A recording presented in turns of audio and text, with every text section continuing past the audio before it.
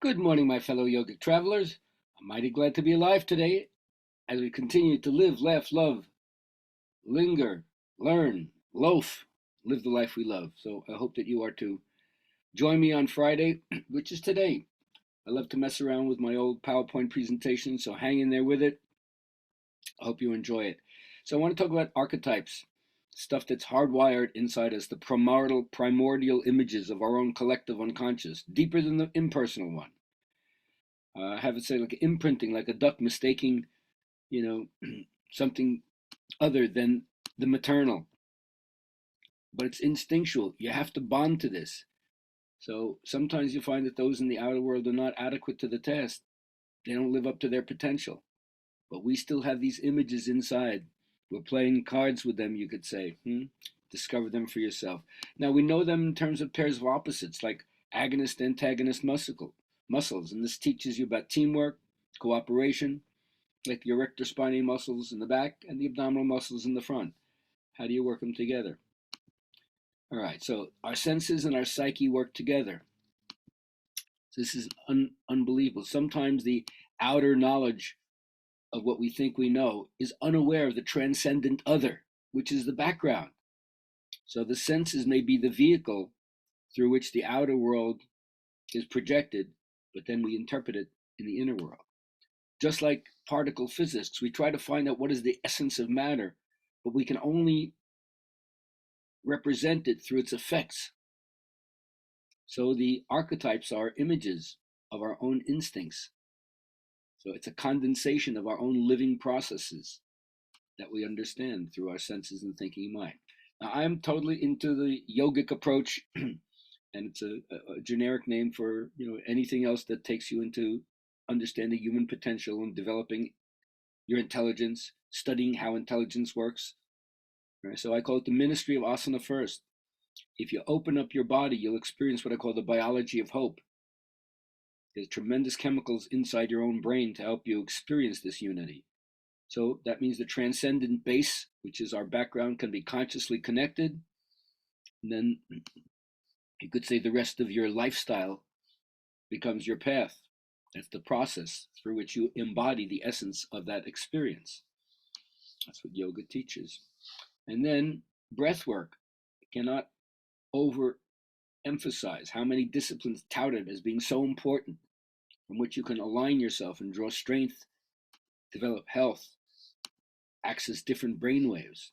So this is what they say, prana is the way you harness the life force and you uncover and get rid of the tightenings in your body so that you can disconnect from what is not self. And so that's why I always keep asking, how important is breath? Well, what creates life in you? Take your breath away. I don't think you would want that. You better follow your breath. And then you bake your body in the fire of asana, as we say, the clay bowl's destiny, your body's port, your ship you're riding on, your body's port is the graveyard. Like a clay bowl tossed up into the sky with no one to catch it, I finally decided to enroll in the beloved's ball-busting school of spirit love. So the idea is, and the quest is to find, is there anything that isn't subject to dissolution? So once you understand that the psychic components of humanity have the same kind of uniformity as the visible body, that you start to study the things that are species-wide, what connects us all. Now, yoga has this idea that we have channels of subtle energy.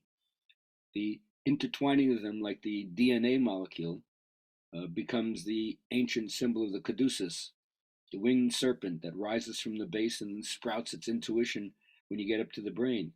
So here they call it Ida, Pingala, the right and left, and Shushumna, the central canal.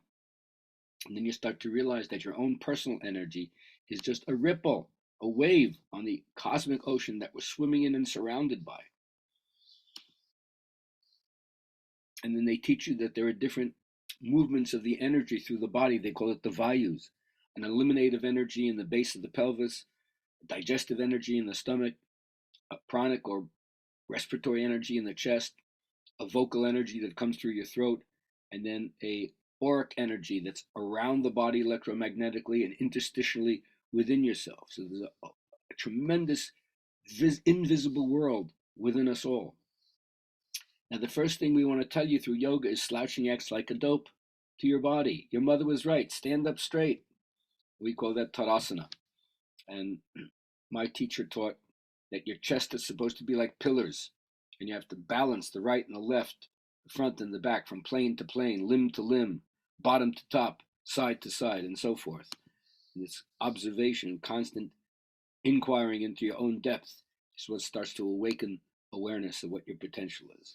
And of course, there's the idea of the guru, the person who leads you forward, the romance with your imagination, and the chela, the disciple, the one who wants to learn, the one who's following along. Keen interest the guru has in helping this part of ourselves, which is like a struggling, dull friend that we want to bring along the way. And that takes us to ritual initiation, that we're going to learn what the elders have to share with us, what they've bequeathed to us, and then we ourselves become the cultural carrier of that teaching. And of course, this means from the brain wave, we're going to move from the brain stem to the emotional body, to the thinking or rational self, and we're going to bridge the emotions, what you're feeling in the gut. You can be pretty sure that's what it is. And then you use your mind as the surface communicator for the instincts that are below. Now, it's interesting that when we're trying to look at other people's teachings, we're always projecting on the psychology of primitives, the perils of the soul. We project upon them. See, on the left side, we say, ours is the blessed homeland, but theirs is the barbarous wastes. Ours is the glorious leader, but theirs is the wicked despot. Ours is the great religion, but there's the primitive superstition. Ours is the noble populace, but there's the backward savages. Ours is the heroic adventures, and there is the brutish invaders. So you see how we take the projections of what's inside ourselves and we put them on other people? Watch that. But remember, instinct, instinct's perception of itself, that's what a portrait is. A portrait of an instinct. It's the part of us that we want to get in touch with, because our instincts know the answer before we even think. That's called the fast brain. Mm-hmm. And what it puts us in touch with, like 2001, is the monolith, that ununderstandable mystery that is the basis from which everything seems to come and goes back into. Everybody knows that it is, but nobody knows what it is. So we have this dynamism inside ourselves because it's dark too. Jung says it's a frightening thought that man also has a shadow side to him, consisting not just of little weaknesses and foibles, but a positively demonic dynamism. So we all have this potential for heinous activity. It has to be put on a bridle of love. And that's where sattvic tendencies come in. How do you start developing the purity that is also your potential, so aggression and ignorance don't overwhelm it, and therefore create the karma and the consequences of your life that you don't want? And the catastrophe, the history of humankind, the catastrophe of existence, the nightmare of history shows you what happens when you don't have the sattvic approach. And so finally, use the power of your words, friends. A careless word may kindle strife, a cruel word may wreck a life. A bitter word may hate instill, a brutal word may smite and kill. A gracious word may smooth the way, a joyous word may light the day. A timely word may lessen stress, a loving word may heal and bless. So that's the power of the potency of ideas and words. They're like mantra, they're magic. Use them well, friends. And finally, as Al Gore once said, adopting a centralizing principle means embarking on an all-out effort to use every policy and program, every law and institution to halt the destruction of the environment.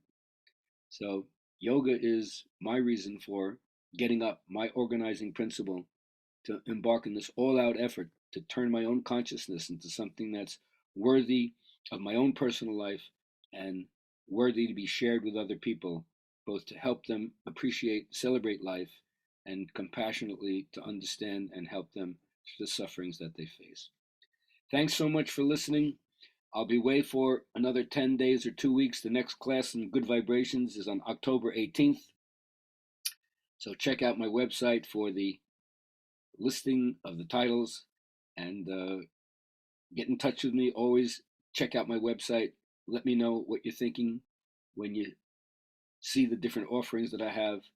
And I hope to see you really soon. Have a great life until then.